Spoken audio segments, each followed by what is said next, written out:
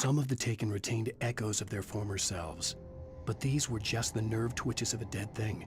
Nothing remained but a shell covered and filled with darkness. In most cases, these puppets were enough for the purposes of the Dark Presence.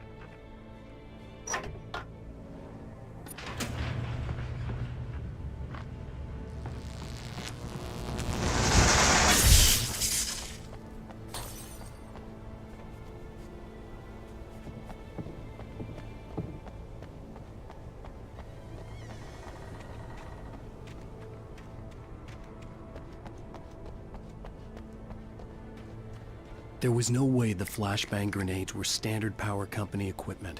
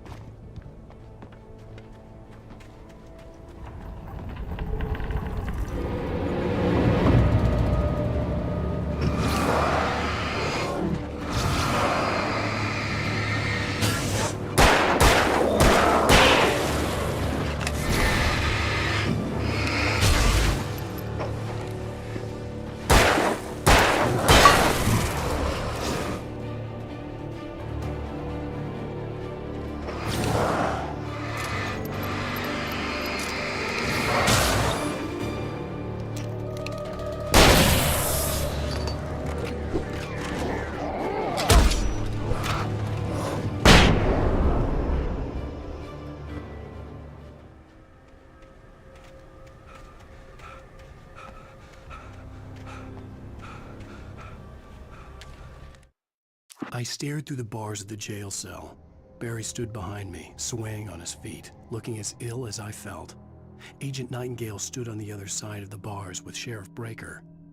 Nightingale had a stack of manuscript pages in his hand. He seemed unhinged as he gloated. "Well, I've got you now, Raymond Chandler. It's all here, all..."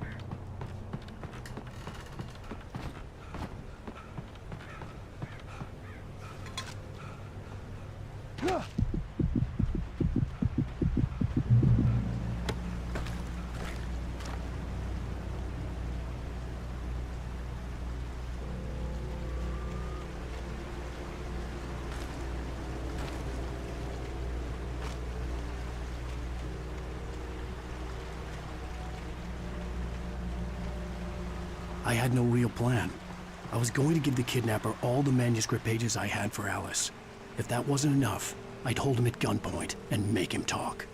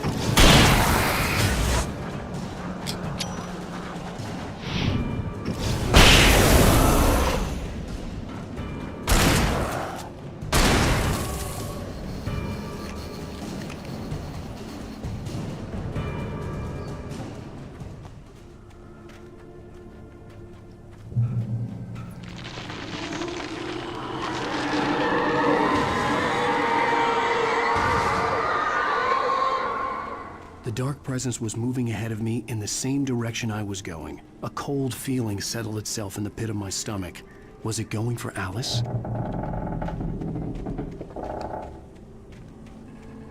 The graveyard shift may cause cancer.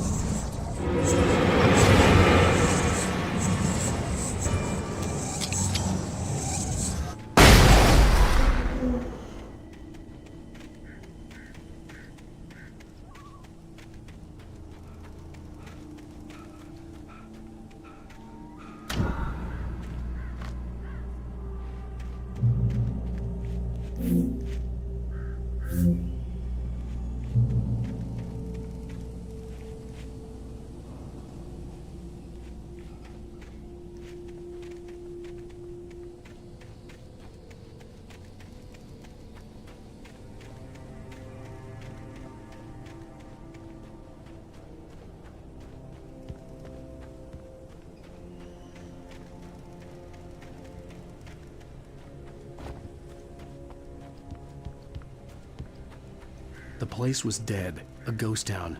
Had been for decades, maybe a century.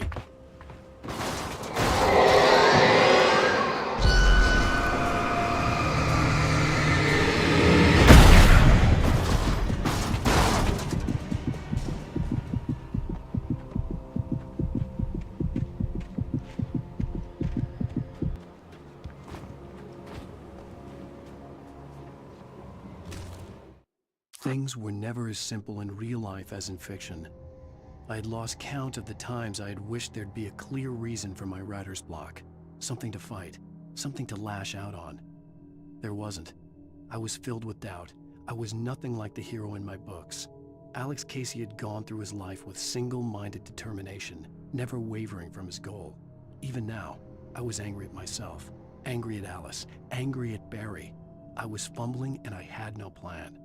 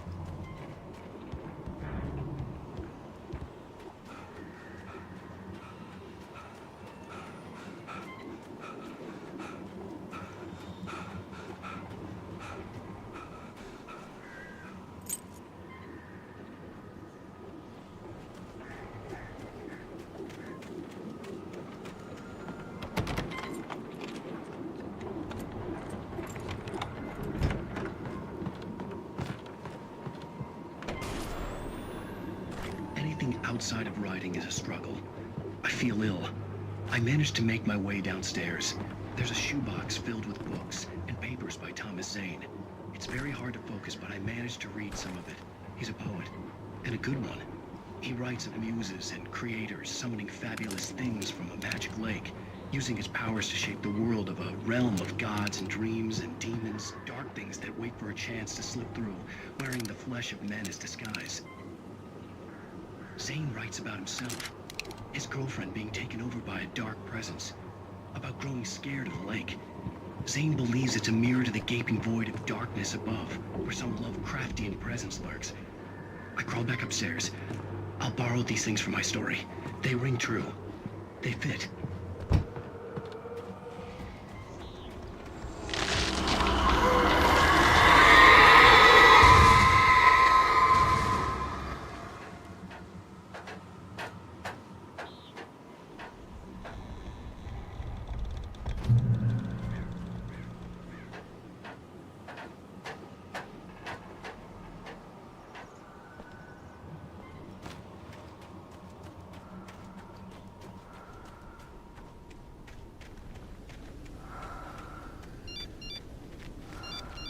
The kidnapper had sent me a text. The message was full of spelling errors and insults. It was telling me to hurry up.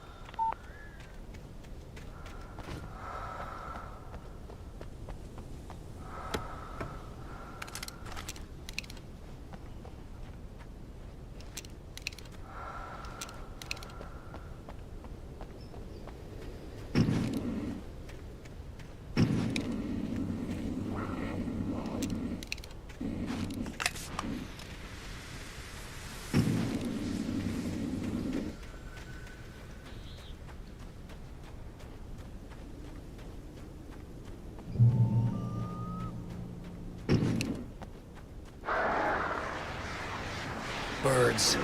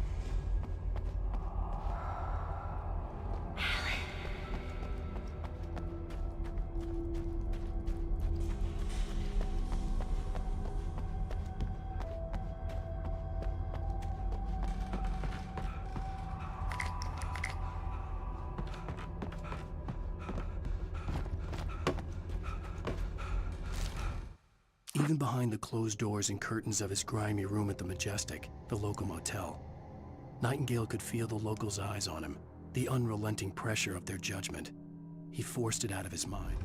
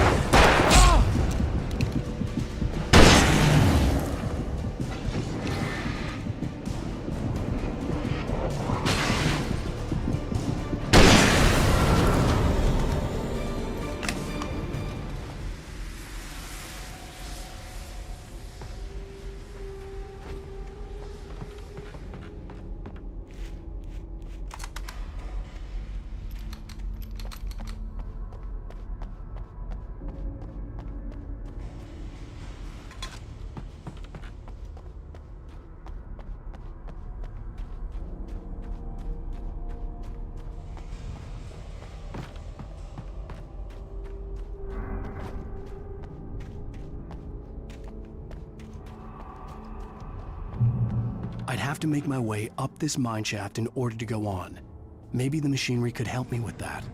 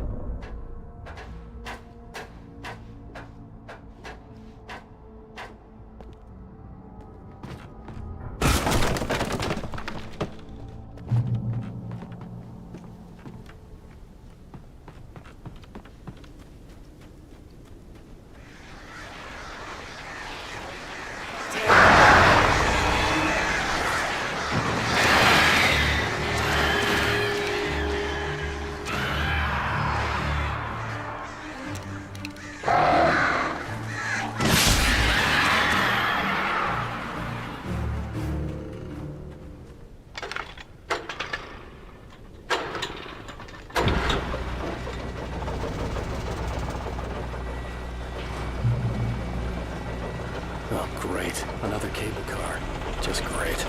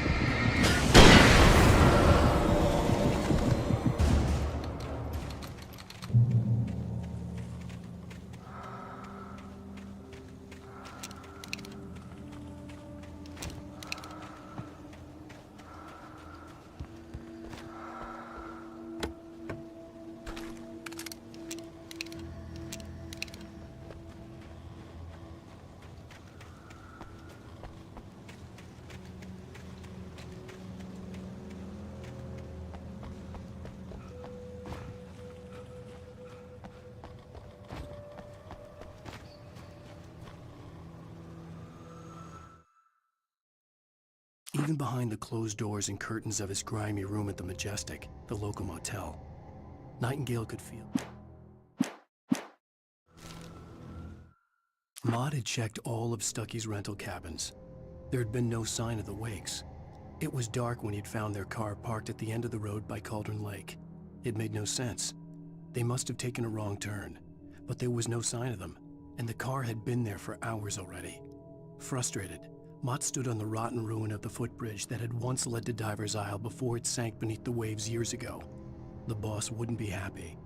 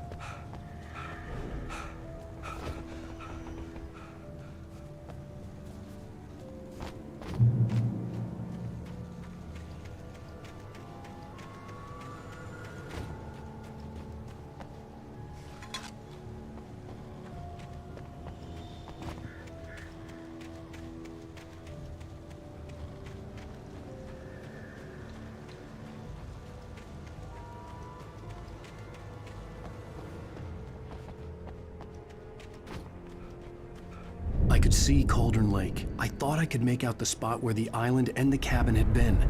There was a light near it. It had to be a boat.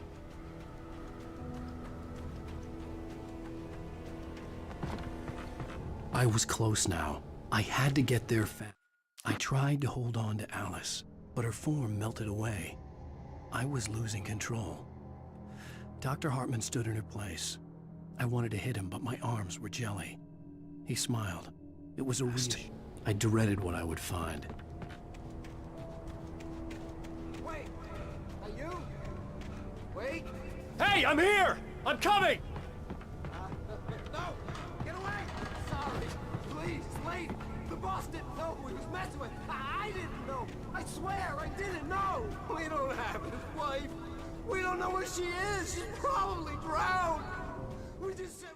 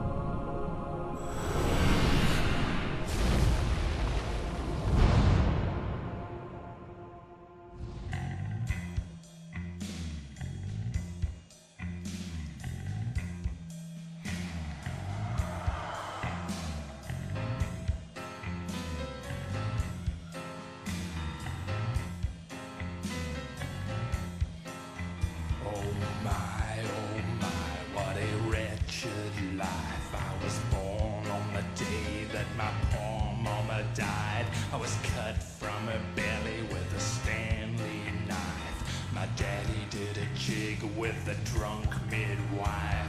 Who's that yonder all in flames, dragging behind him a sack of chains?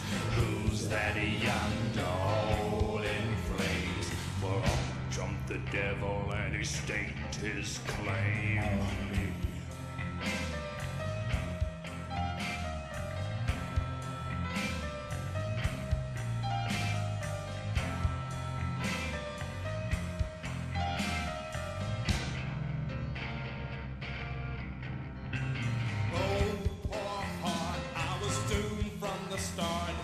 Doomed to play the villain's part. I was the baddest Johnny in the apple cart. My blood was blacker than the chambers of a dead nun's heart. Who's that milling around the courthouse steps? Nail on my face to the hitching fence. Who's that milling around the courthouse steps? Up jumped the devil and off we crept.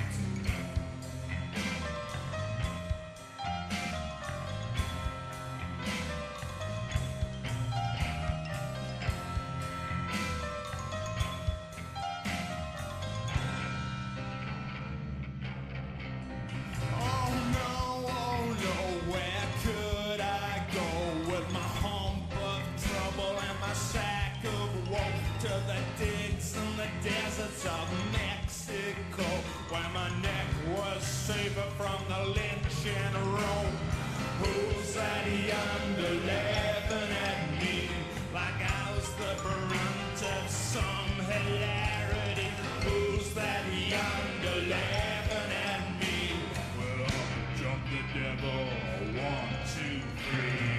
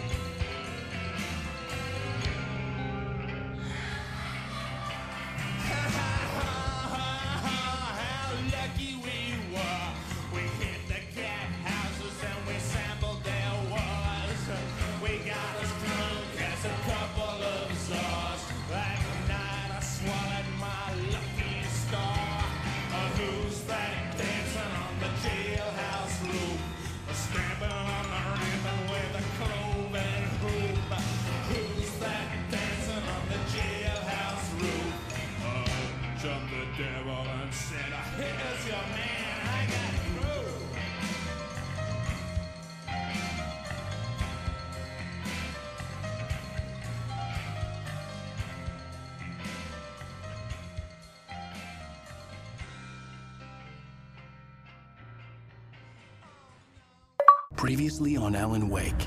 I'm hunted by the law. Sheriff, Wake's running.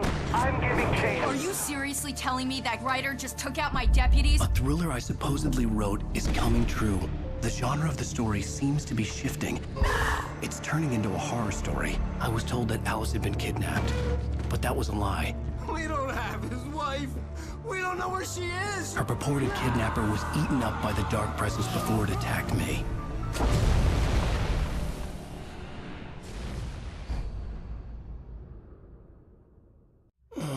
Alan, shh, baby. It was just a nightmare. Alice. There you go, Alan. Hartman. I fell. I had to give you a sedative. Don't fight it. You went through another rough period. What? Right now, it's very important that you stay calm. We don't want you to have another episode. You're a patient at my clinic. Have been for a while now. The shock of your wife's death triggered a mental illness. No, you're lying. You're suffering from various symptoms of undifferentiated schizophrenia. Bastard. It's okay, Alan. Just let go.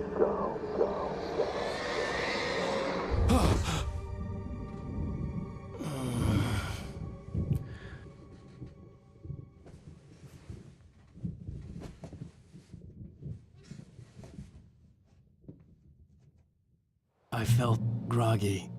Whatever Hartman had bumped in me was making me numb. I felt like this was happening to someone else. Someone I was watching on television. I couldn't think. Couldn't focus. The door was locked. I was a prisoner here.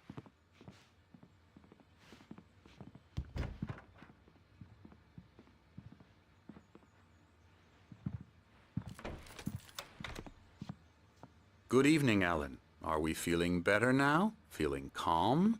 Yeah. I see you brought your pet gorilla with you. So sure, I'm calm. I get the message. Loud and clear. Quite right. That's the spirit. You're being very brave, Alan. I understand you're confused. I would be more concerned if you weren't suspicious of me. I don't blame you for it. Big of you. Now, why don't you come with me? We'll reacquaint you with my clinic and go over everything you might have forgotten. Little walk and some fresh air? Yes, it will do you good. This corridor is for patients. Most of them aren't here right now. Jack took them out for a fishing trip, except for the ones who are particularly vulnerable, of course.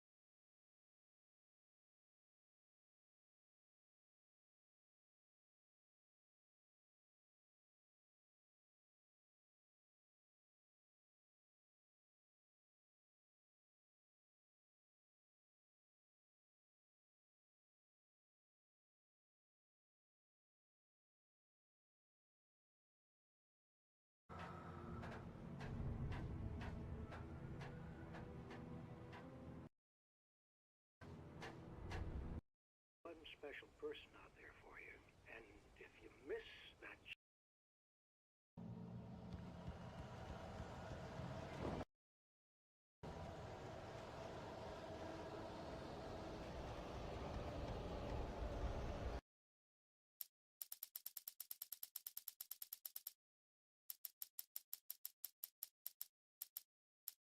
When Thomas Zane fell for Barbara Jagger, it happened fast.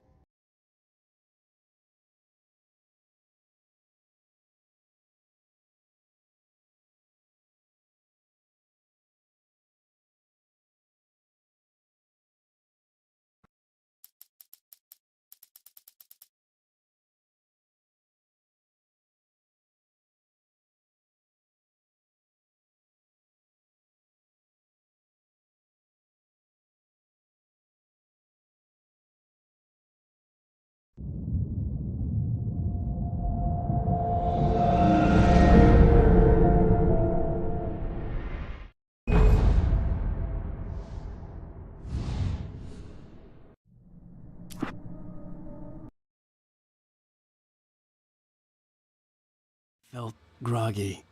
Whatever Hartman had bumped in me was making me numb. I felt like this was happening to someone else. Someone I was watching on television. I couldn't think. Couldn't focus. The door was locked. I was a prisoner here.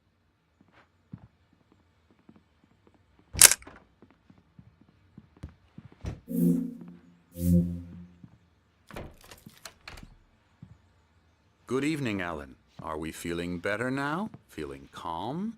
Yeah. I see you brought your pet gorilla with you. So sure, I'm calm.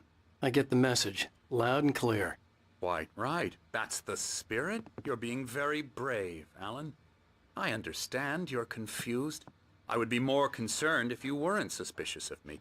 I don't blame you for it. Big of you. Now, why don't you come with me? We'll reacquaint you with my clinic and go over everything you might have forgotten. Little walk and some fresh air? Yes, it will do you good. This corridor is for patients. Most of them aren't here right now. Jack took them out for a fishing trip, except for the ones who are particularly vulnerable, of course. I encourage creativity as a part of the recovery process here at Cauldron Lake Lodge. I specialize in treating artists. I bet you do. Splendid, Alan. I honestly believe we can get this thing under control if we work together. This way, Alan.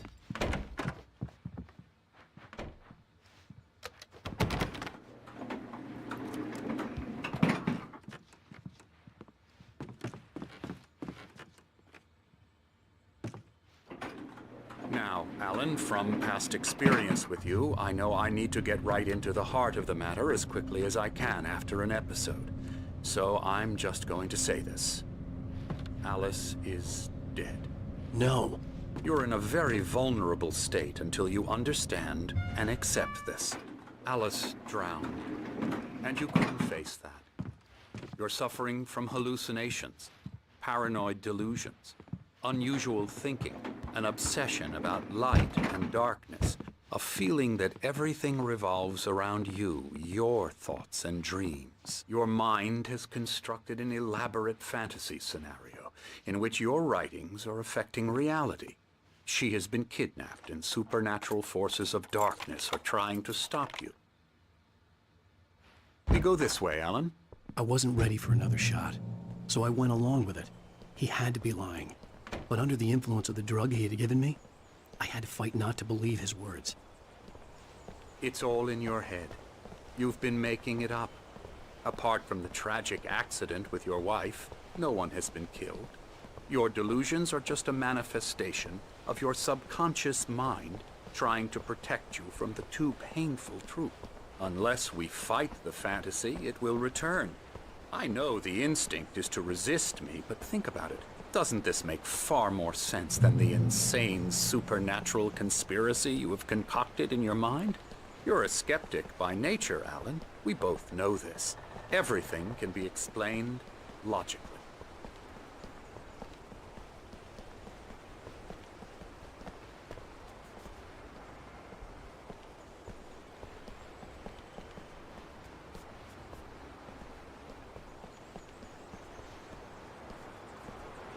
I never get tired of this view. Very inspiring, isn't it?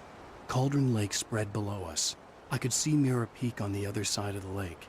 I thought I could make out the spot where Diver's Isle had been when I arrived with Alice.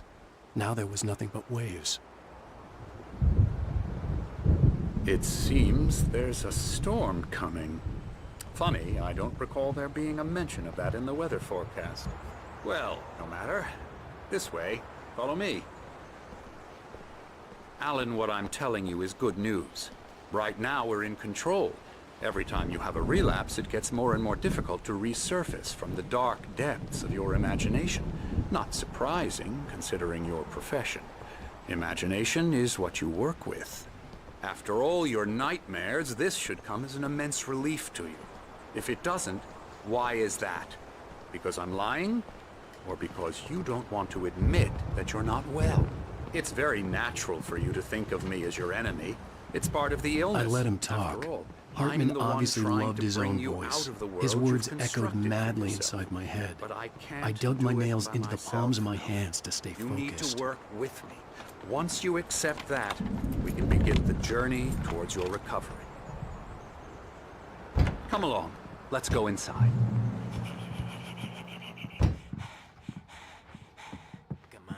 Here's the entrance to the office wing. That's for staff only.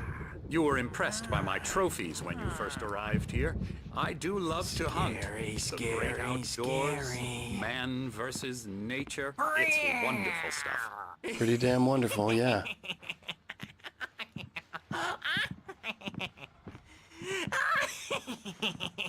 Emerson, I'm a real bad dream, mister. You should be afraid of me. Don't want to run into me in the night, that's for sure. please, Emerson. Mr. Wake is confused enough as it is. Yeah, you'd like me to go away so you won't be scared. But you can't just decide what kind of dream you have or when you have it. Emerson. Okay. Sorry. No.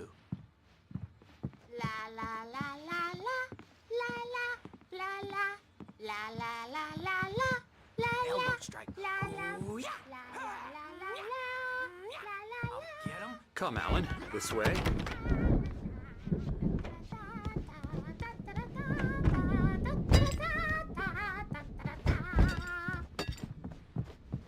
Now, you might have noticed the typewriter in your room. You've been writing as a part of the therapy. As soon as you feel up to it, you should continue. My rheumatism's killing me. There's a storm coming. Oh, what a storm. I hope it wipes this place off the face of the earth. And these two are the Anderson brothers, Odin and Tor. They had a, how should I put this? A heavy metal band in the 70s and 80s called Old Gods of Asgard. They even adopted new first names to complete the image of Viking gods. After the band broke up, they lived on a farm nearby. They are, well, in advanced stages of dementia. They're well cared for, TLC and all that. There's nothing more that can be done. I'm afraid that the rock and roll lifestyle has left its mark. Oh, that won't do. I'm so sorry to cut this short for now, Alan. The power has been acting up. I'd better go check on it. We'll continue this soon. Meanwhile, when you feel up to it, return to your room and try to write. It really is for the best. Don't you think? I'd like to bash his head in with a hammer. Oh, he'd love to fish out our secrets, but he has no clue. He's not crazy enough. Not crazy like us, Sonny. Yeah! Being crazy's a requirement, Sonny. Who else could understand the world when it's like this? It takes crazy to know crazy. That's the sanest thing I've heard in a while.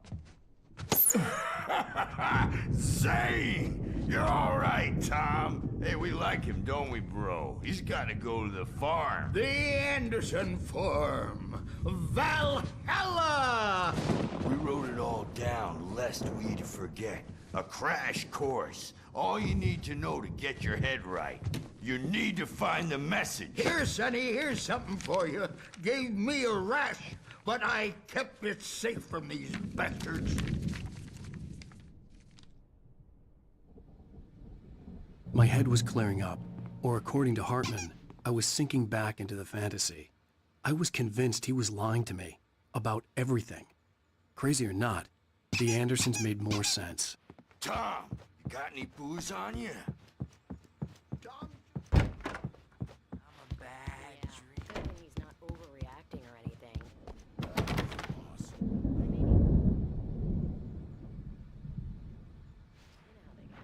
Gotcha. Doc's got me looking after Wake here, but holler if they get too rowdy. I'll do that, Birch. Hey, Wake, why don't you humor Dr. Hartman and give the writing a shot, huh? Wrong. Typewriter's in I'm your not room. myself. It's hard to think that there's a shadow inside my head.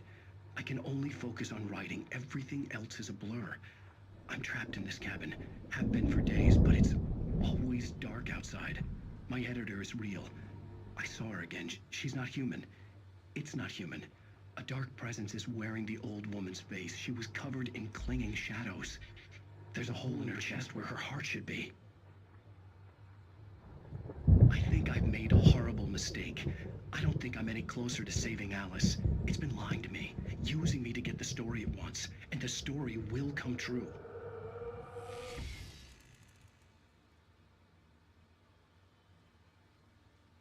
Hartman wanted me to write.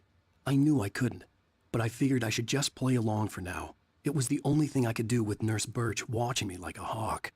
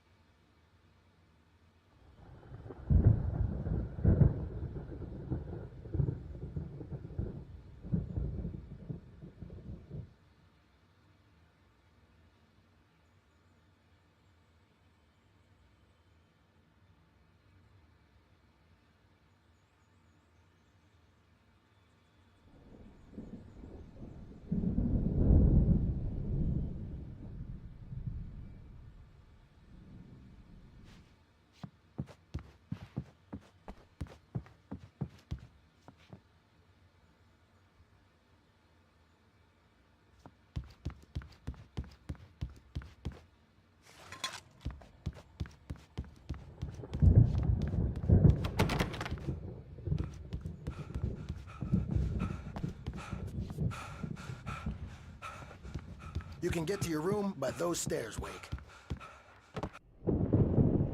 The white glare of the blank page in front of me hurt my eyes. My hands began to shake uncontrollably. Everybody, calm down.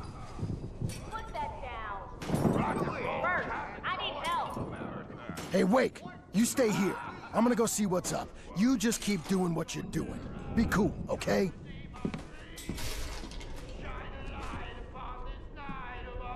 I didn't know what the chaos was all about, but it could be my only chance of getting out of here. Where the hell did you get it there? My hammer's up. Here's a early poke from me, old little witch. Oh, afraid of the crazy brothers, are ya? Not so weak now, are we? Well, things are unraveling fast, aren't they? Ha ha! Nah! Hartman kept talking, giving Barry the grand tour, clearly proud of the place. He went on and on about his hunting trophies, and Barry was impressed. But he was here on business. He raised his voice. It's my store. Sinclair looked bad. That wasn't a love tap. The crazy old fart hit her hard. If she was one of Hartman's goons, she had it coming. I could get the key to the office wing from Sinclair. I had to get to Hartman's office. He had taken all my manuscript pages. That's where he'd been keeping them. Maybe you could come out and beat our wrinkled, diapered asses for it, since you're so tough, Bert. The photo on the wall caught my attention. In it, the clinic staff was standing outside the lodge. I knew the man next to Hartman. He was the kidnapper. Hartman had been playing me all along. Let me out of here! Hartman, do you hear me? I'm gonna sue your crazy quack ass to shreds! Barry? Ow! About time! Barry! Man, am I glad to see you. We need to get to Hartman's office. It's right next door. You okay? Yeah. I mean, no! The cops found me at Rose's trail.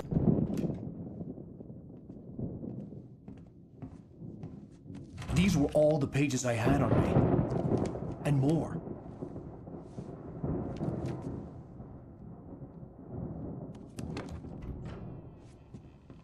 Alan, please. You're sliding back into the... Tell me one more lie and I'll shoot you in the face. Ah, well, it was worth a shot. Really, Wake, come on. Let's work together on this. You have no idea... Hartman, shut up! Barry, get out of here. I'll catch up with you. Get a car. Oh, Al, let's just... Go! Wake, listen to me. This is a mistake. Don't you see? Together we can create something absolutely wonderful. With your ability and mine.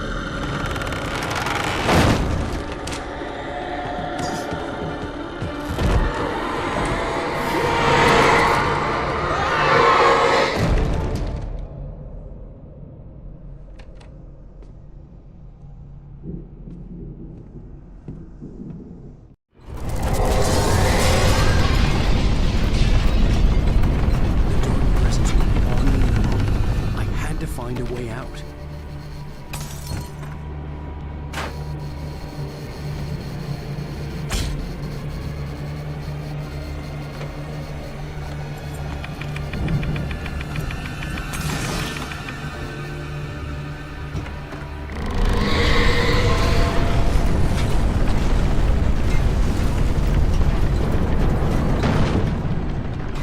I needed light to get the possessed bookshelves out of my way.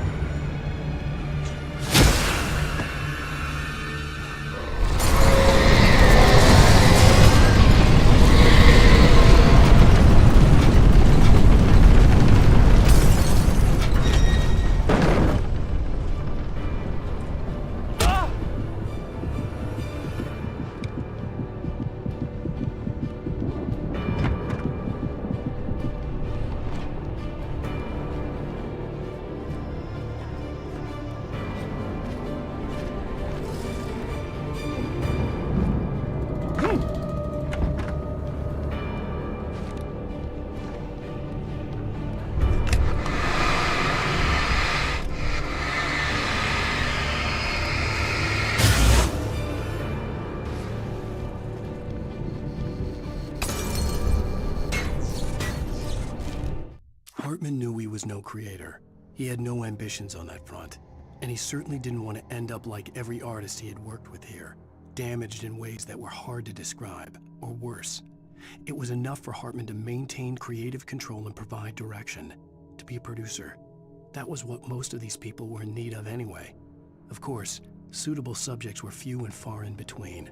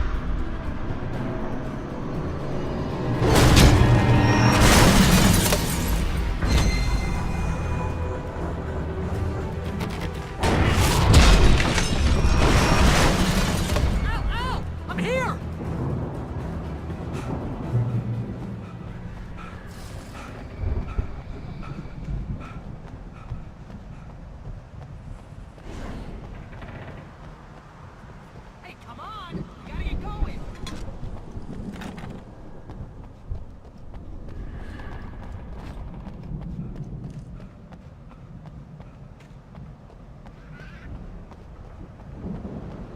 I found the car, but the gate's locked. You're gonna have to go through the hedge maze over there! Barry, I don't have a light. Take this, Al! Oh, God! Look at the house, Al! Look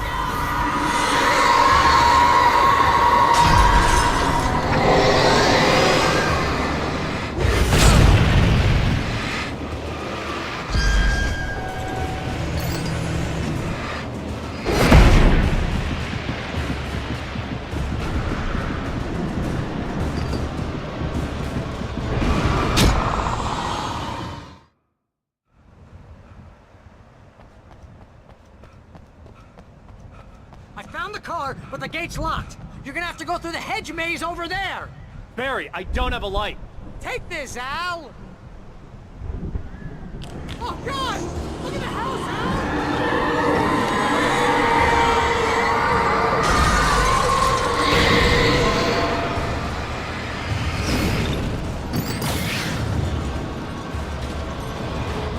Oh, jeez, Al! The house looks bad! Let's get out of here!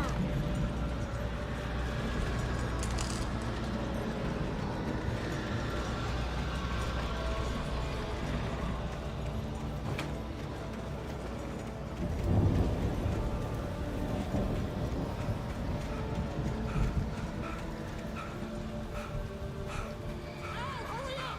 I can hear those evil guys moving around!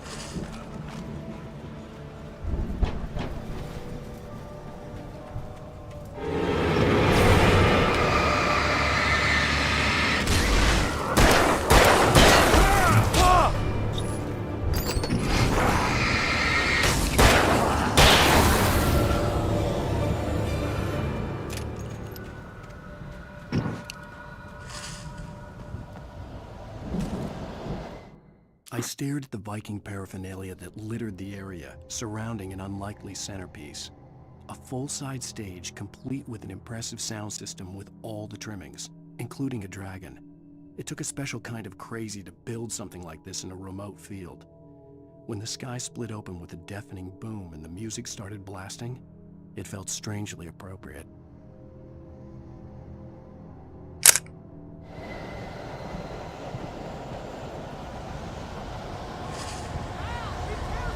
I can see them moving around! They're coming for you!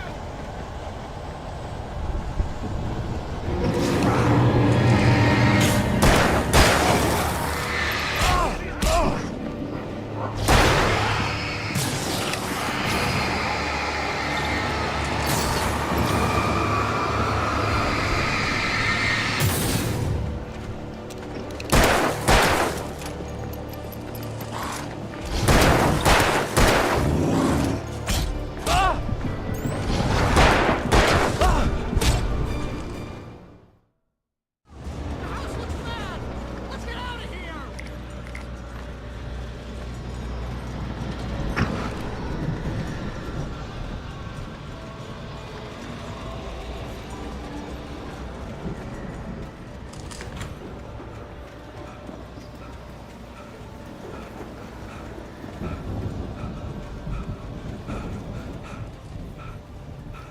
Al, hurry up!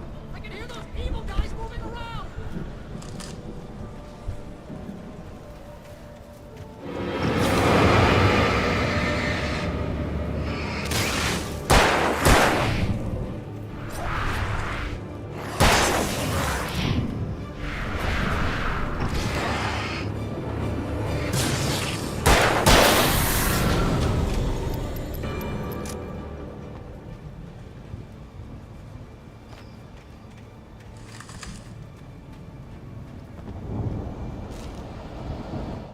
I stared at the Viking paraphernalia.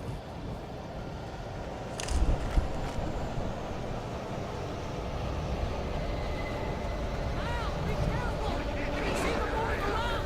They're coming for you!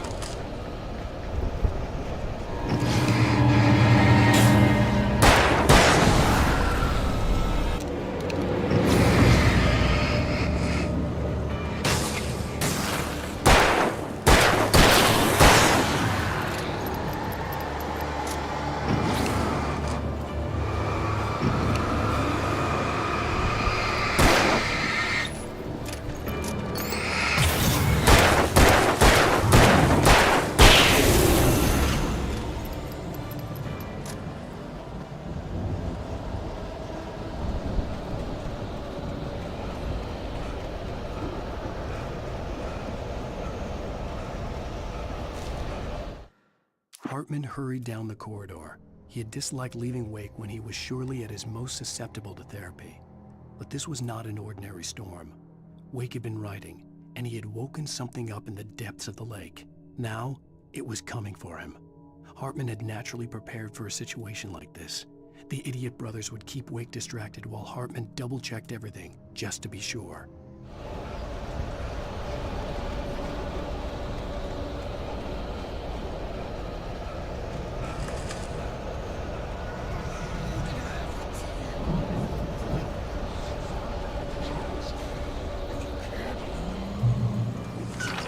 Turn it off. We don't want any fighting. It makes people sad.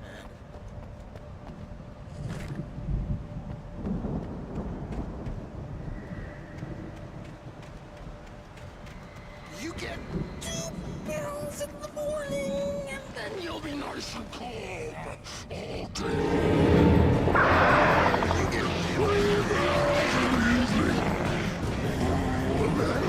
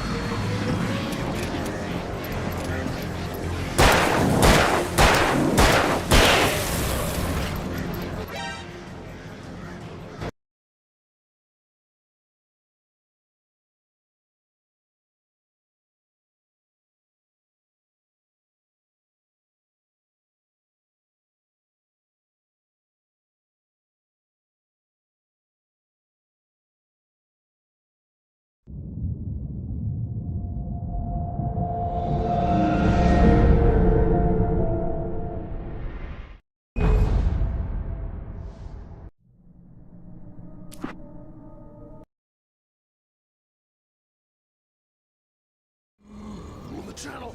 We turn it off. We don't want any fighting. It makes people sad.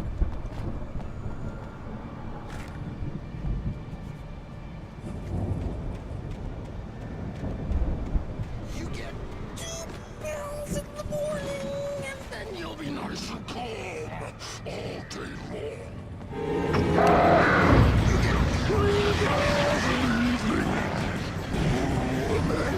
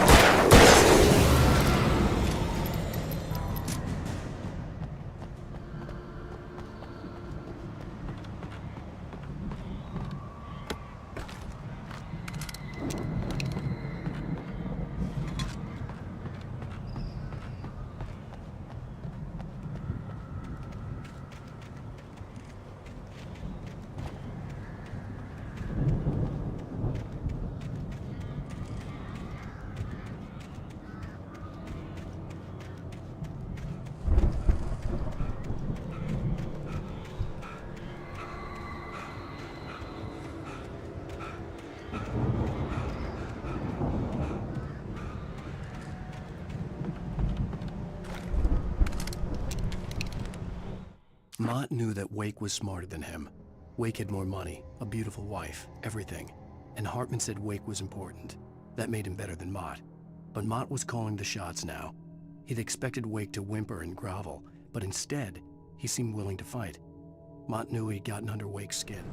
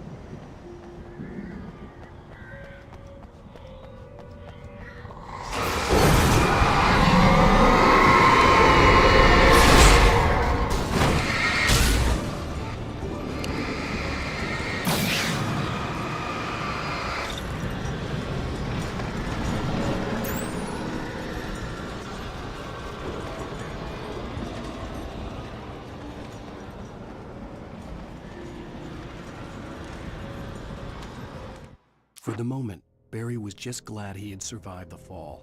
He had been separated from Al, and there was no easy way to climb back up. He told himself he'd be okay in the gloomy forest at night. He would just have to wait for a while for Al to find his way down. Barry turned when he heard the heavy footsteps and saw the movement. The man-shaped shadow lunged at him from the bushes, an axe held high. Barry screamed and threw up his hand. The world exploded.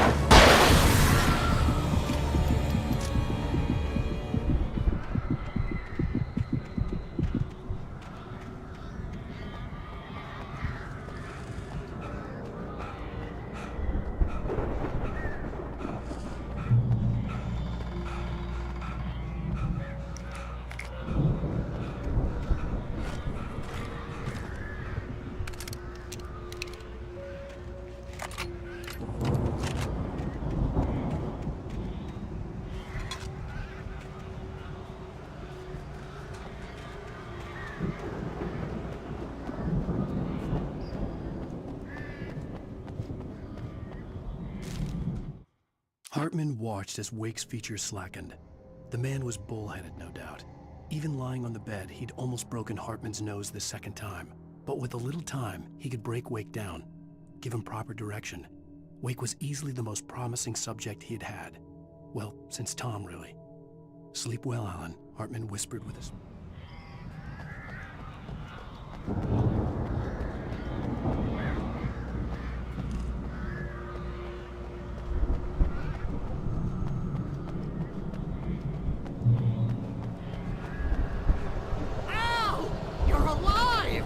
Let's get out of here. Can you open this gate? Maybe. Barry! Well, I slammed it shut when the nasty showed up, and the key fits kind of loose in the lock, so, Barry! I'll find it! Don't worry about it!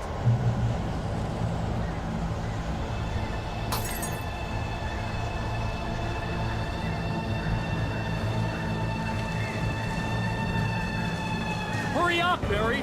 I'm on it!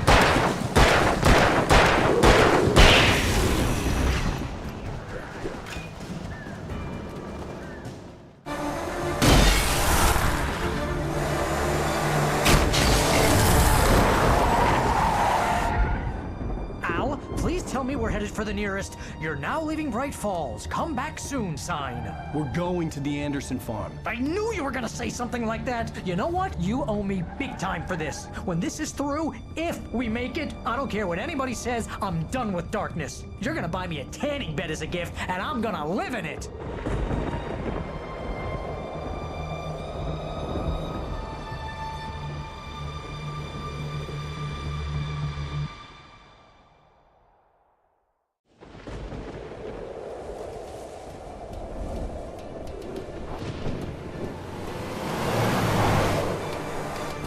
I'm crazy, but that's fine, Barry.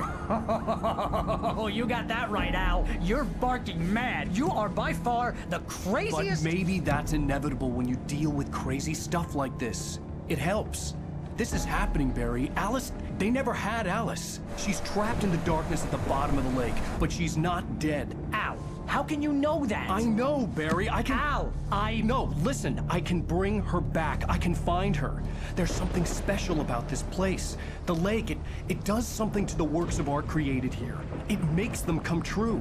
But there's a catch. The dark presence, whatever that thing is, twists it to its own ends. That's why all of this is happening. It's using my manuscript to take over everything. Al, I believe you. It happened to Thomas Zane before, it happened to the Andersons. I believe you. Crazy or not, you're not delusional. Weird shit's going down. That's a fact. I'm on board, man. I'm with you. The Andersons knew about it, but they were too far gone to tell me with all the drugs they were on. But they wrote it down. There's a message somewhere at their farm, Barry. We just need to find it. Look out!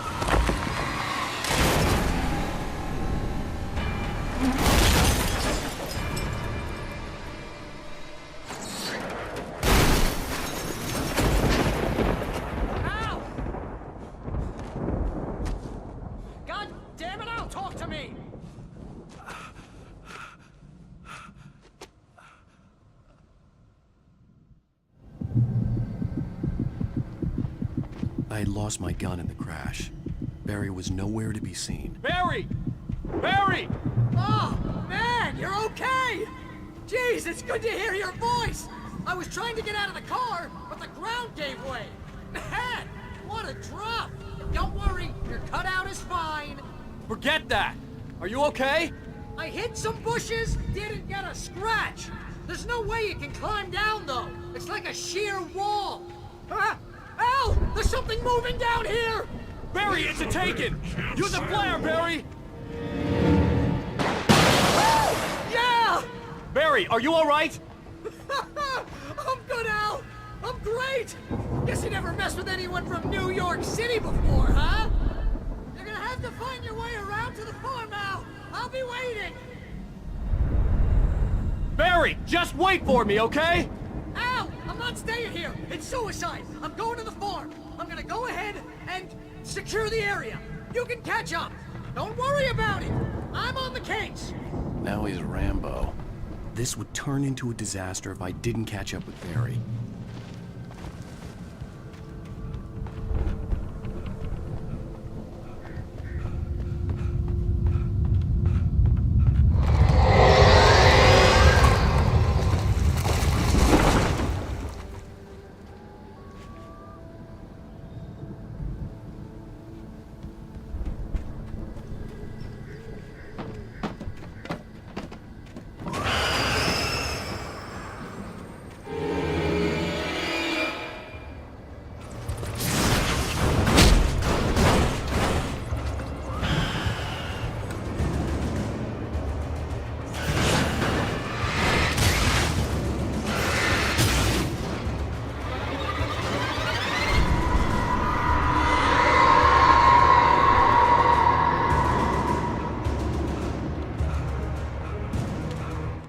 When he stopped the car at the Anderson farm, Walter felt relieved. Oblivion was close at hand. The brothers wouldn't miss a jar of moonshine or two in the booby hatch. But then he saw the man on the porch, and he knew who it was. Driving for his life and knowing it was useless, he didn't realize he was crying until he couldn't see the road for the tears.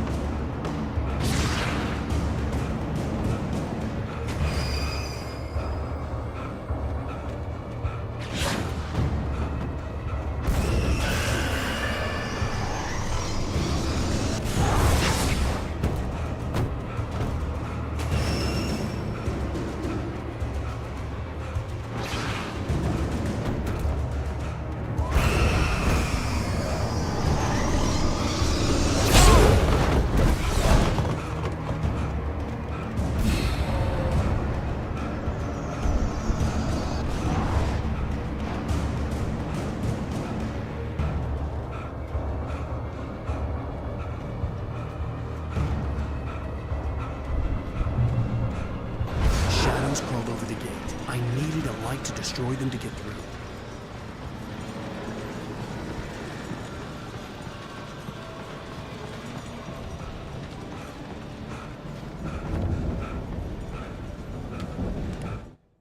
Agent Nightingale stared at the passed-out rider.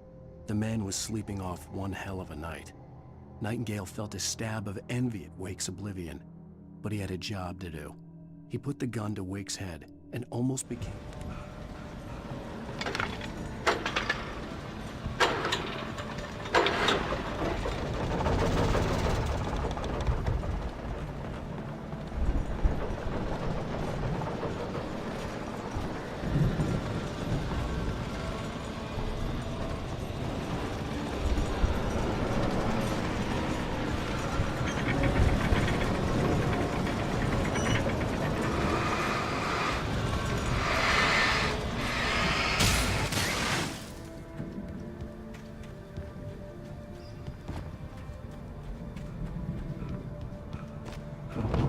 I could sense the movement in the woods ahead. Facing the enemy without a weapon was dangerous, but I had no choice.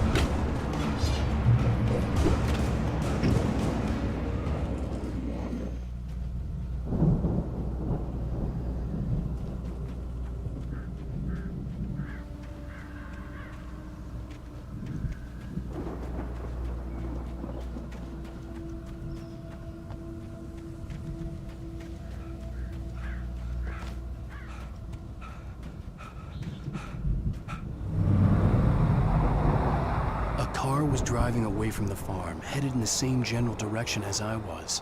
For all I knew, it was Barry, caught in the consequences of leaping before looking.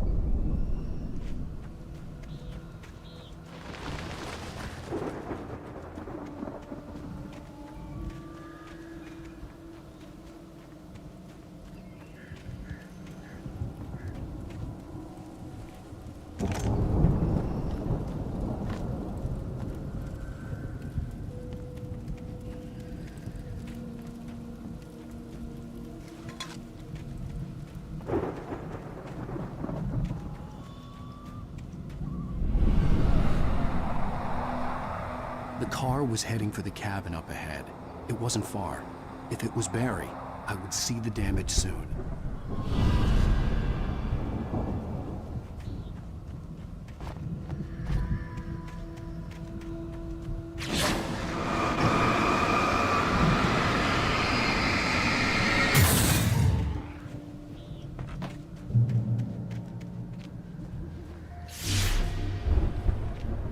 I'm trying to deliver each page to the right time and place.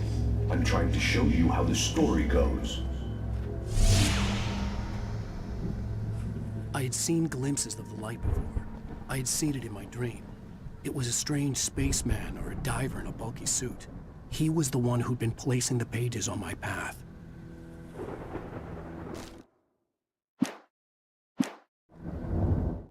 The dark presence followed the choreography laid out to it in the manuscript, growing stronger and stronger, moving like a storm from one scene of destruction to the next. But it was still bound to follow the story and chained to the dark place.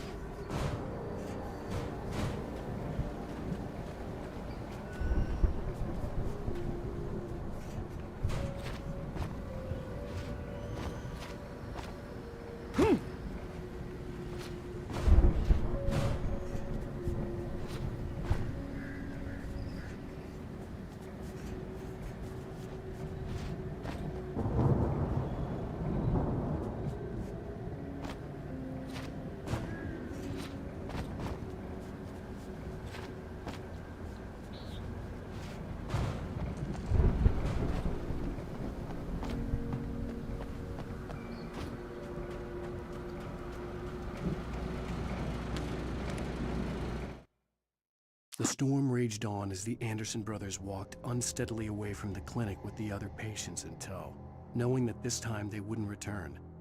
The darkness around them seethed with horrors, but Tor and Odin were unafraid. Their eyes glinted with guile. They knew every secret path, and there was blood on their hands.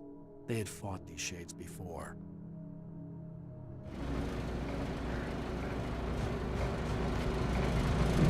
Someone had left a gun behind. Now I had a fighting chance of reaching the farm.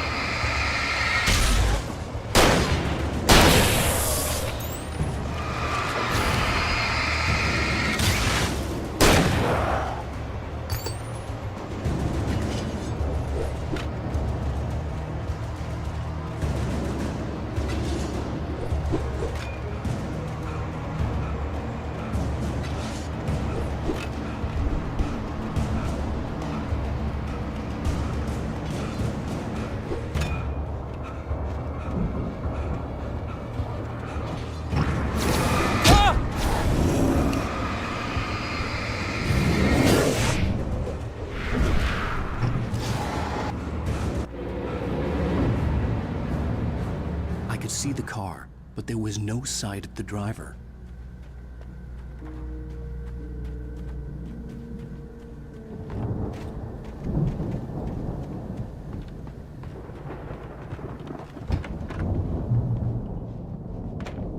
Hello? Anybody here? Barry! No! Danny, you're not! Please! What are you? No! Don't! I'm sorry! The front door was locked.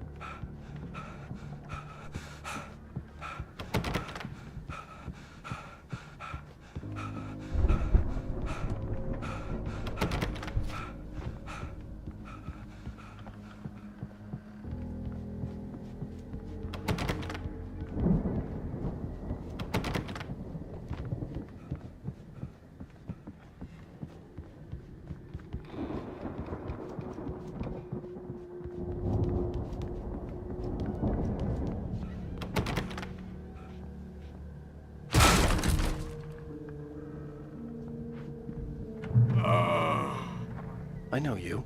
You were in jail the other day. I went to the farm again for the moonshine, you know? It makes you see. You're not gonna miss it. They're in the loony bin. My buddy, Danny, I lost him. Something's gone wrong with him. It's not him. Like a real bad follow-up to a real good movie. The best friend's suddenly the bad guy. Who wrote this crap anyway? I've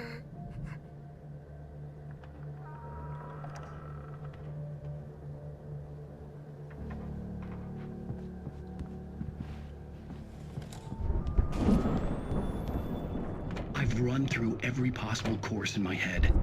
If I continue like the Dark Presence wants me to, the story I'm writing won't save Alice.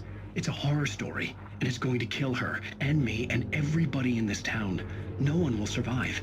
Darkness will consume everything. This is what it's wanted all along. It will be free, unstoppable. It used Alice to get to me, dangled her in front of me to keep me going. It was never going to release her.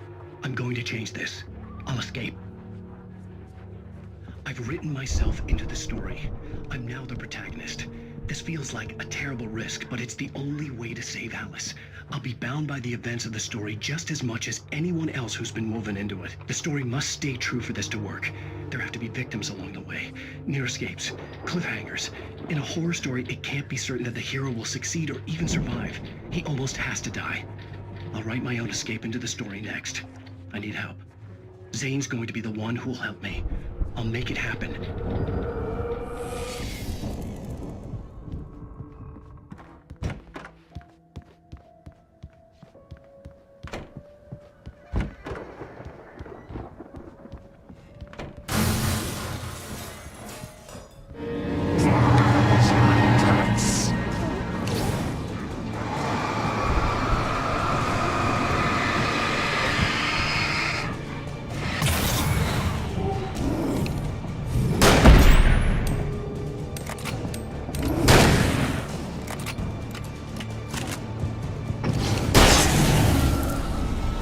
Let me guess.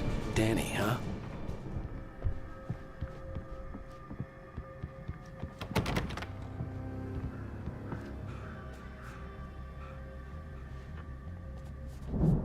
The farm was still a good distance away. I'd need a car to get there fast. If Barry wasn't up here, he was probably in trouble down at the farm. For a moment, I felt bad for doubting him. After all, I'd made it this far myself. But Barry was Barry.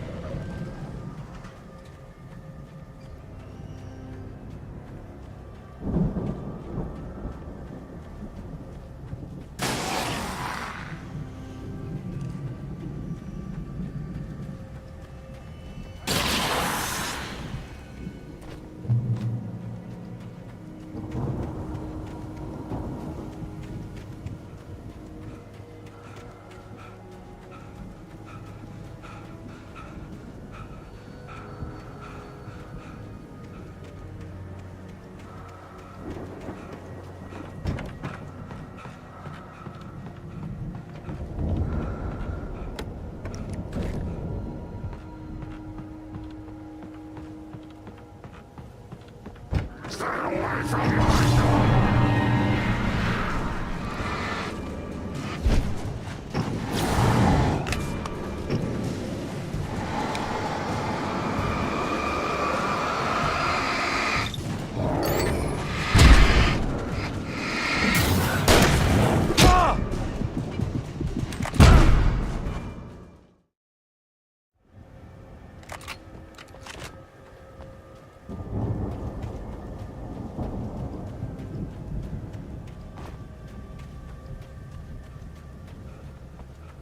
I'd known the brothers used to be some kind of rock stars, but it hadn't really sunk in until I saw the stage.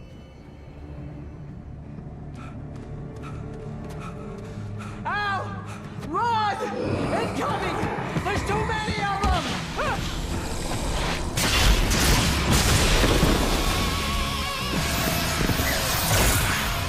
God damn.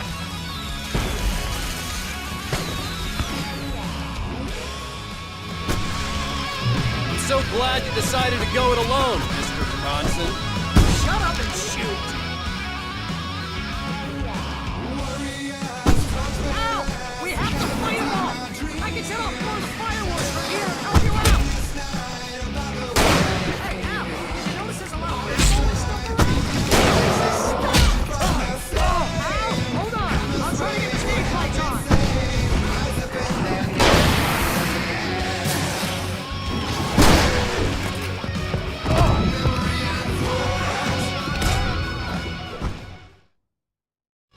I'm so glad you decided to go it alone, Mr. Bronson.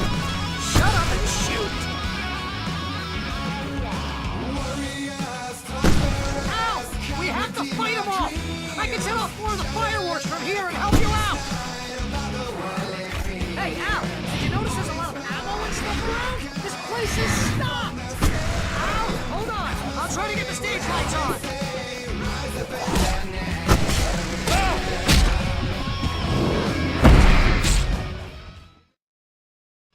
I'm so glad you decided to go it alone, Mr. Bronson. Shut up and shoot! Ow! We have to fight them all! I can set off more of the fireworks from here and help you out! Hey, Al! Notice there's a lot of ammo and stuff around? This place is stocked! Al! Hold on! I'll try to get the stage lights on!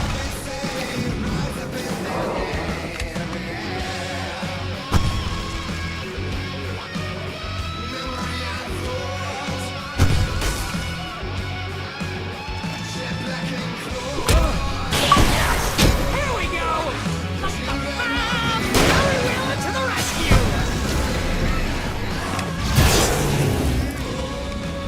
Oh, damn it! Goddamn turn-of-the-century wiring! Hang on, Al! I'll get them working again, I promise!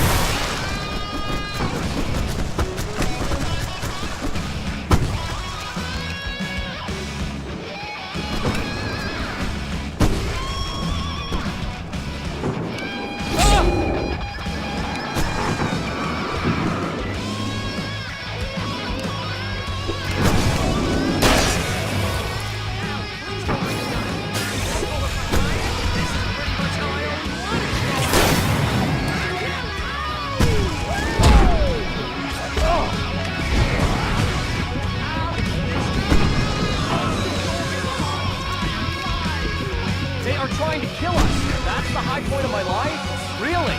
Children of the Elder God! Damn it!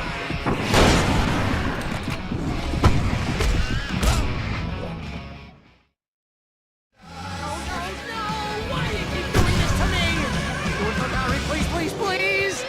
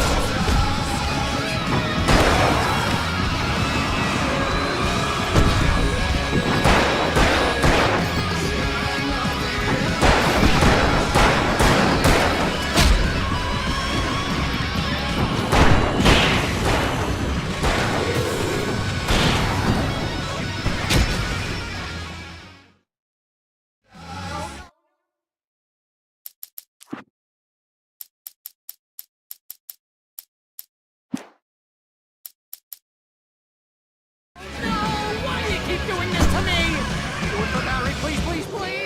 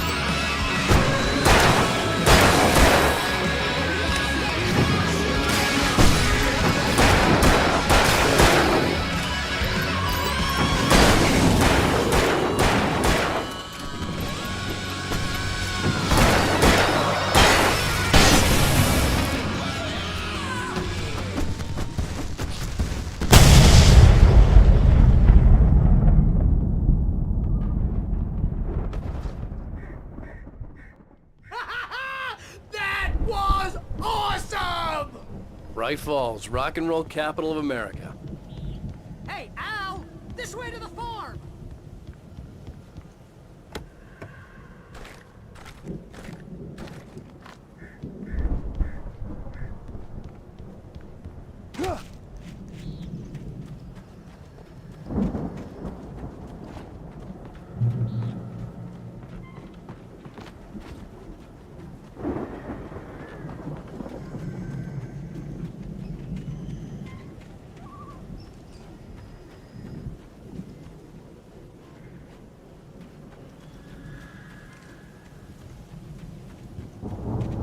See, bestseller, no reason to worry. Your cutout's good as new, right where I left it. I'll come back for it once we have the place secured. Yeah, that's been my biggest worry all this time.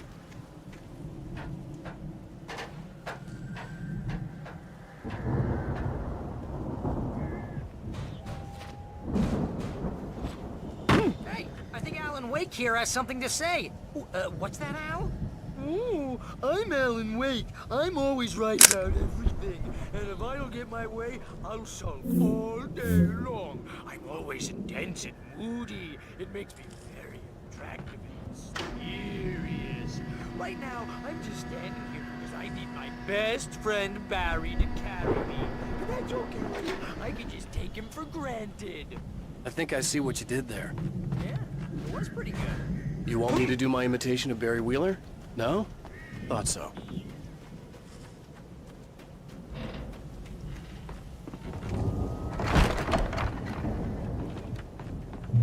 Wow! You look at that thing, Al! They really went all out with this Viking crap, didn't they? Sleep. We all spend the third Oh, of our Night dreams in a Springs. soft embrace, Man, somewhere brings back between memories. fantasy and Hey, oblivion. remember when I got you that gig? But Your dreams first have a real way of writing forcing job. What got you themselves into started? life. Was this one of your Vice episodes? versa. In Night Springs.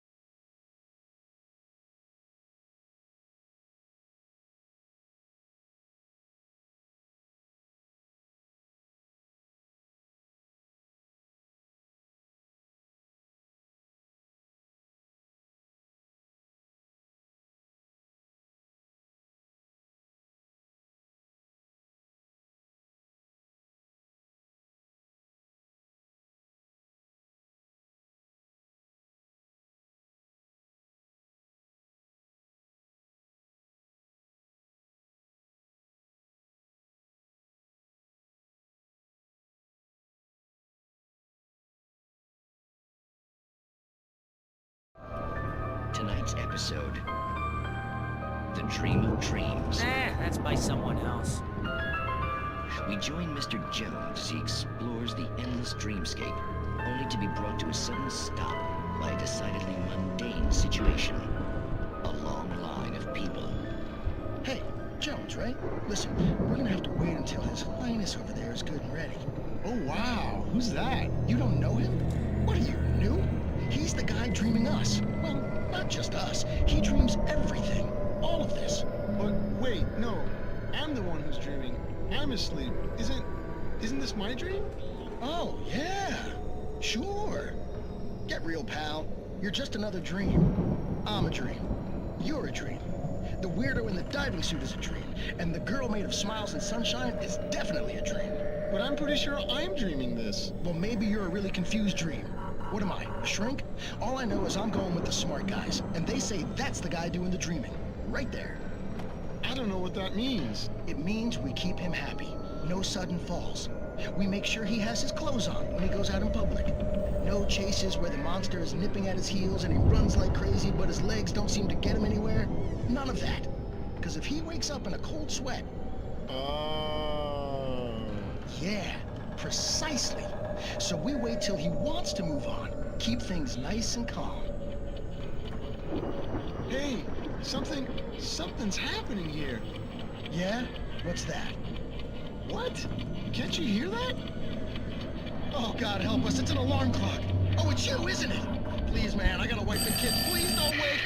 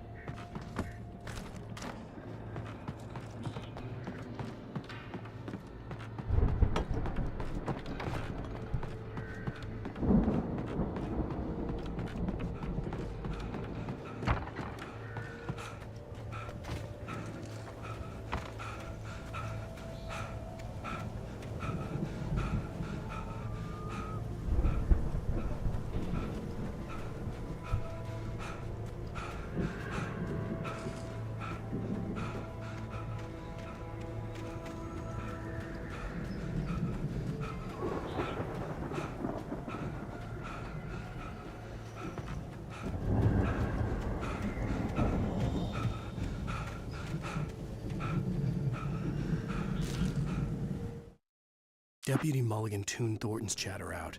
He didn't think riders were particularly useful people, and a huge manhunt for one struck him as idiotic. Certainly not worth the missed opportunity for coffee and pie. It wasn't even clear what the man had done, except run from them at the trailer park. Mulligan knew he wasn't alone. The sheriff's patience with the Fed was running out.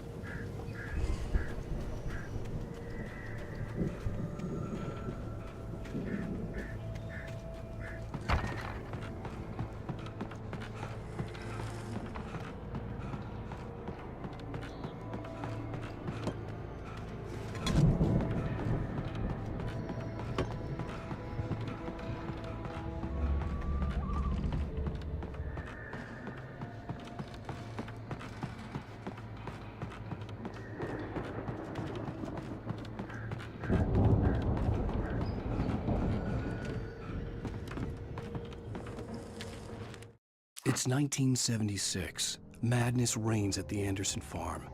Contrary to all logic, the headiest ingredient of their moonshine is unfiltered water from Cauldron Lake. The Andersons feel like gods. Odin can't stop laughing. He contemplates cutting his eye out. Tor runs across the field, naked, shrieking, hammer in his hand, trying to catch lightning. Their songs have power. Something ancient is stirring in the depths, coming back. The Viking boat looked imposing, almost like a battering ram.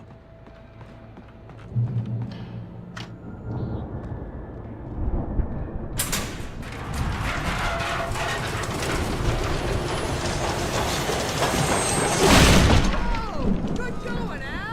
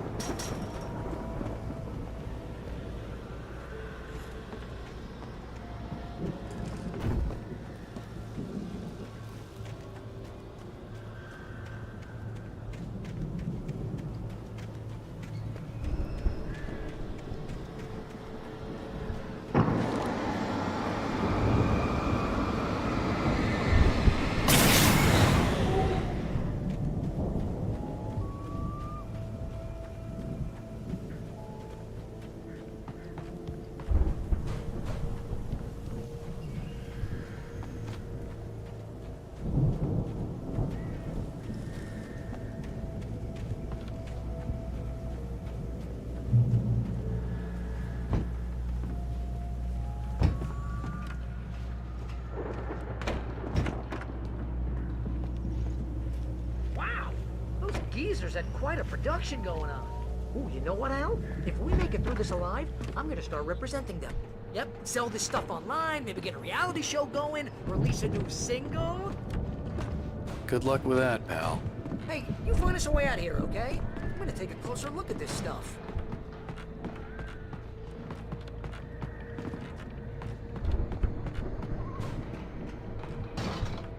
The door was barred from the other side. I'd have to find another way.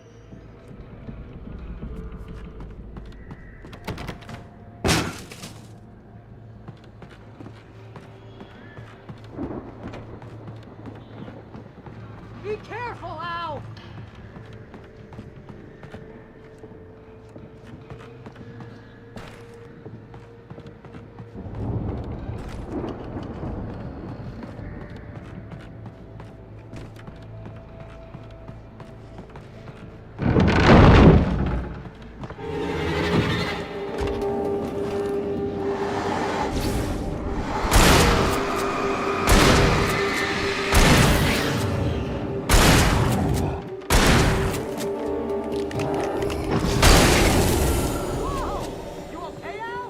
I'm good. Keep your eyes open, okay?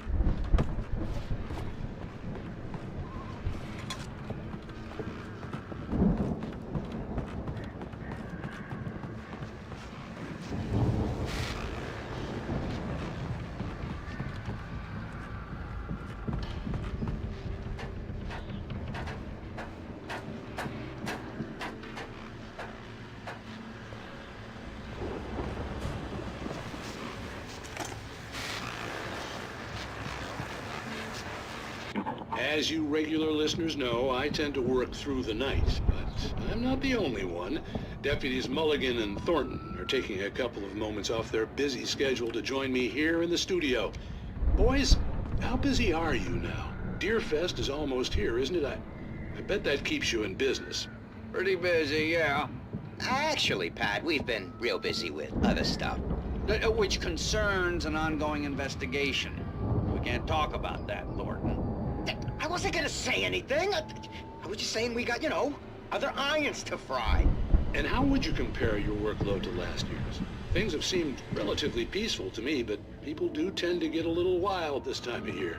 Oh, it's wild, Pat. It's pretty wild. There's been all sorts of trouble this year. Vandalism, fighting, public disturbances. A lot of people gone missing, too. Yeah, it's pretty much the usual stuff, Pat. Just, a lot more of it. Now, is it just me, or does Deerfest get wilder every year? People seem to be more drunk, at least, or they start earlier and younger. Oh, it's definitely not just you, Pat, but... Definitely, Pat. Hey, I'm talking here, Thornton. Oh, shoot, I lost my train of thought. Not just me. Oh, yeah, it's wilder, Pat, but actually most of the trouble seems to be coming from grown men. People who ought to know better, Kids are doing fine this year. Well, that's nice to hear at least. Boys, I want to thank you for stopping by. I'll let you get back to your patrol. Sure thing, Pat. Yeah, sure thing, Pat.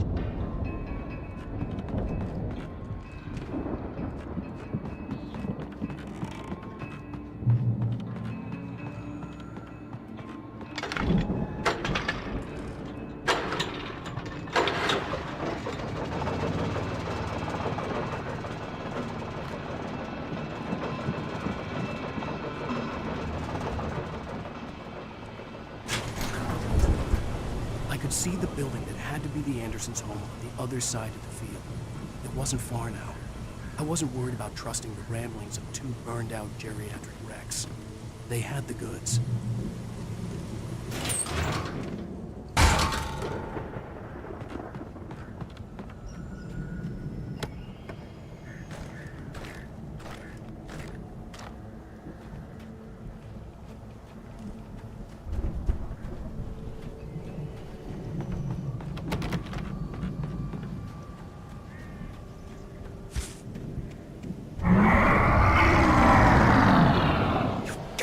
Kidding me.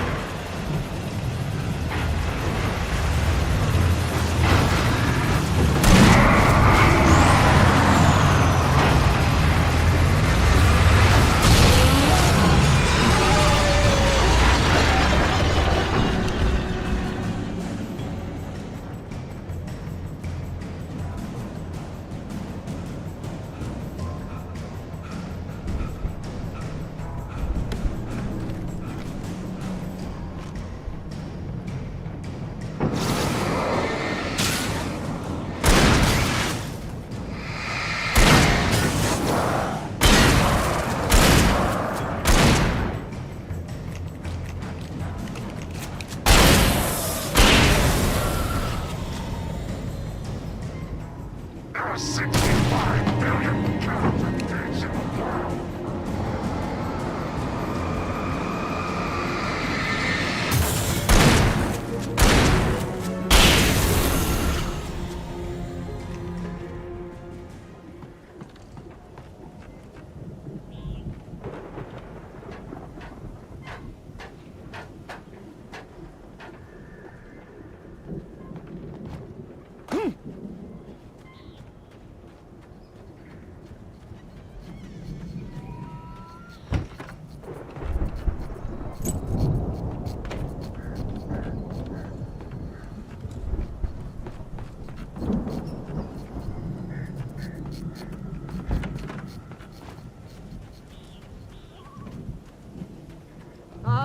Al? Is that you out there, buddy? Yeah, it's me. Hang on. Hey, let's go, man.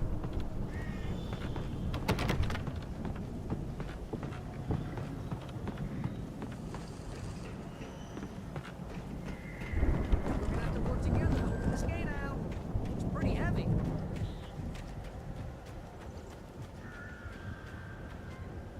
Ah! Hey, I think that's the farm on the other side of the field. We're almost there. This farm is a crazy place for crazy people. We should feel right at home then.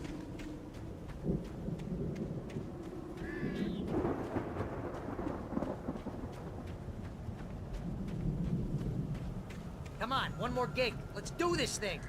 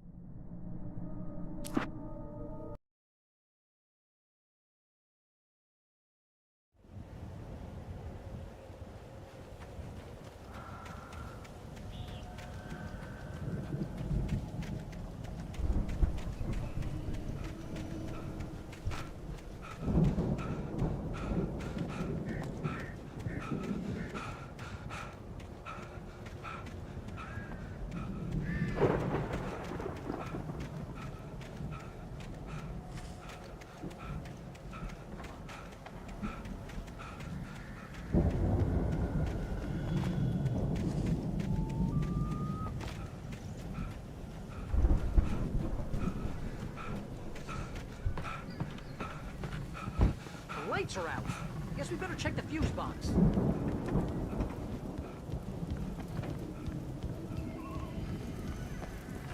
The power downstairs was out, but I was sure I could fix that at the fuse box.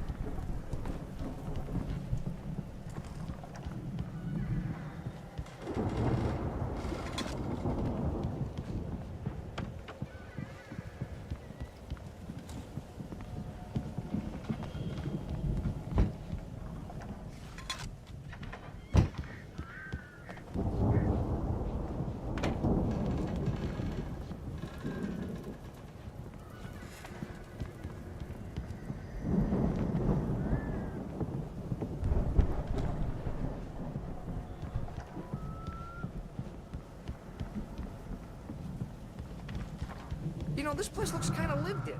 I thought the Andersons were in the booby hatch.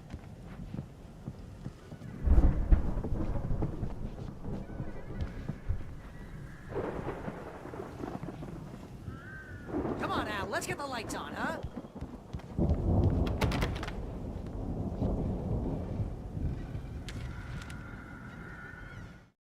Again, Alice's screams rang in the stillness of the night. I saw myself run toward the cabin, flashlight in my hand. I followed my past self. I was an out-of-body observer, a time traveler in a crazy drunken dream. This was the beginning.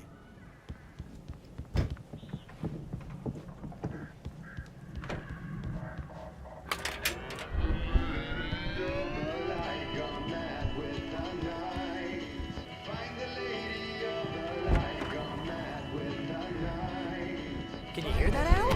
Music? Of course. We need to find where it's coming from. That's the message the Andersons talked about. That's the whole reason we're here. Lady of the Light? Oh, that's gotta be what's-her-face, the crazy lamp lady from the town. Cynthia Weaver. Right. Must be.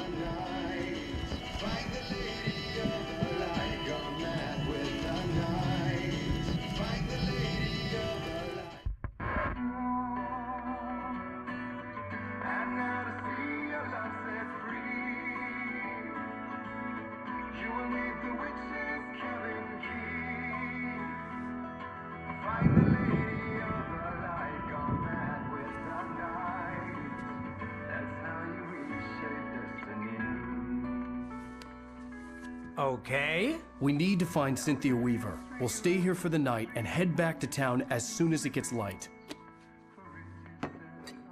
Hey, Al. Lots of hours before dawn. Might as well get some rest. And by rest, I mean drunk. Come on, Barry, this is... Yeah, what the hell?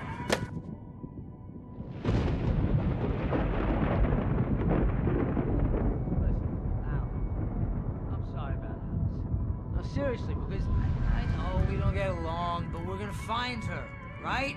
And even though you're a crazy bastard, I'm gonna stick by you, no matter what, ever, Al. Sure, like a brother. I'm a writer, goddammit. Correct. If I just wanted to, I could write 10 books a year. And they'd be the best books that year. No, you couldn't. That's right, I couldn't. But I could, because I'm a writer. What? What do they put in this stuff? I feel like my brain is coming out of my nose. I'm gonna get the recipe off those coots and be a booze millionaire. I just miss her, Barry. I just want her here with me. I know, Al. I know. It's gonna be okay. We're gonna make it okay.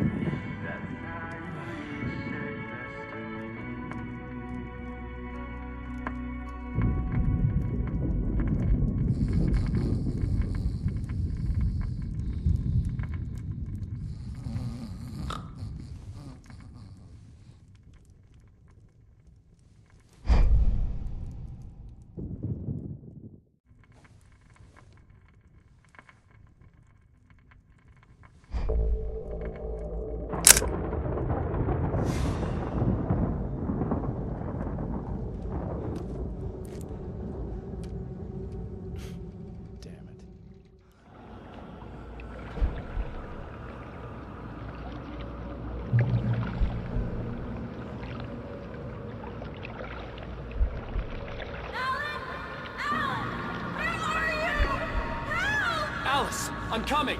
It's all right. I'm coming. It was a crazy drunken dream, and yet it was more than that. It was the truth, a suppressed memory unearthed by the Andersons' moonshine. I was there, an out-of-body observer. This was the night Alice and I had arrived at Bright Falls, the night Alice had disappeared. I had a chance to find out what had happened. I remembered being surprised to see the cabin dark. Alice? Alice would have never turned the lights off.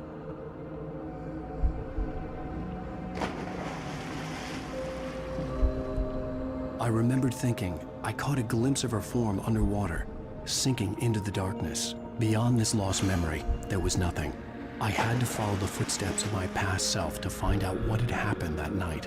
Diving after her was the last vague memory I had of that night. After that, the next thing I could remember was waking up behind the wheel of the crashed car and finding the first pages of the manuscript.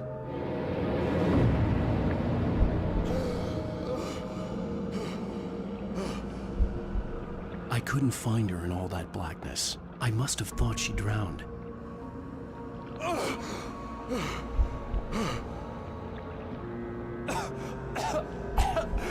Alice! Jagger had Alice, and so she had me. Alice!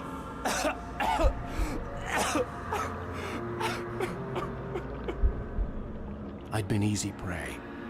Look at the cabin. Is there someone in the window? Alice? Maybe she didn't drown after all. Maybe she's inside. Alice! Yes.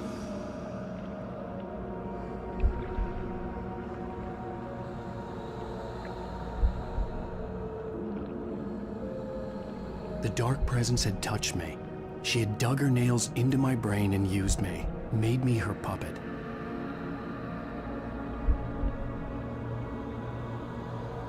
She must be here somewhere. Maybe upstairs in the study. Alice! Yes, that's where she is.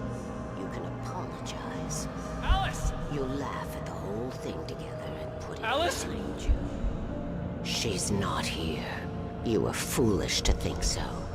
No, she's dead. She drowned. No, no, no!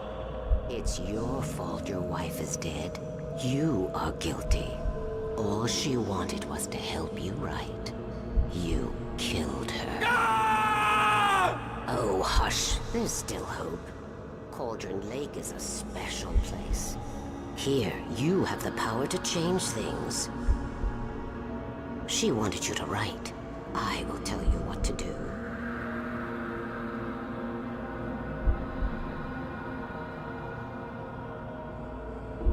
You can write her back. The story will come true, and all will be well again. She had Alice, and the manuscript was the ransom for her.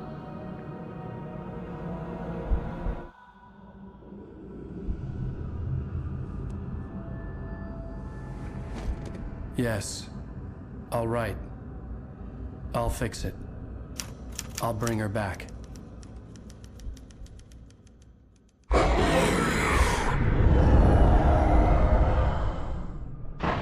No. I wrote it. I remembered it all now. In the dark, I'd written for days, a week, almost a complete manuscript of a novel entitled Departure. Jagger had been my editor, whispering in my ear, making sure that the unfolding story would make her more and more powerful. I thought I was saving Alice. Even with the cobweb she put in my head, some part of me had been aware enough to write my escape into the story, to bring a light into the cabin to release me before I could finish, to interrupt the horror story before the ending, where darkness consumed everything and everyone. Zane was weak and far away, but I had written him into the story, and his light had been enough to set me free. It isn't here now. I'm here because it was written. I brought the light to set you free. You must hurry. It will know I'm here. It will be back soon. It stole the skin of my Barbara a long time ago. She looks so old.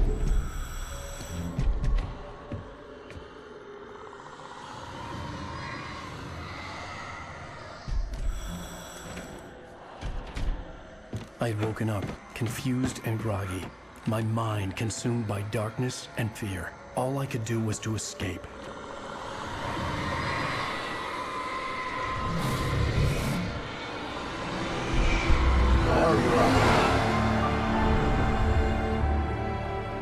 The week spent in the cabin had taken its toll.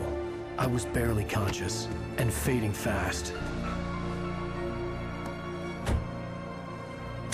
It had to have cost Zane terribly, thrown him even deeper into whatever dark place he now haunted. But he had managed to weaken the dark presence, kept me safe that night.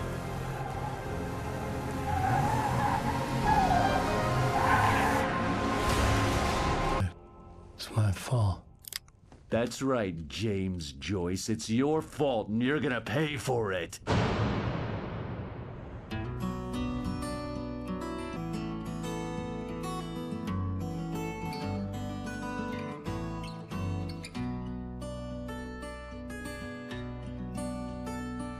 There's an old town road with mystery of Tom the poet and his muse, and a magic lake which gave a life to the words the poet used. Now the muse she was his happiness, and he rhymed about her grace, and told the stories of treasures deep beneath the blackened waves.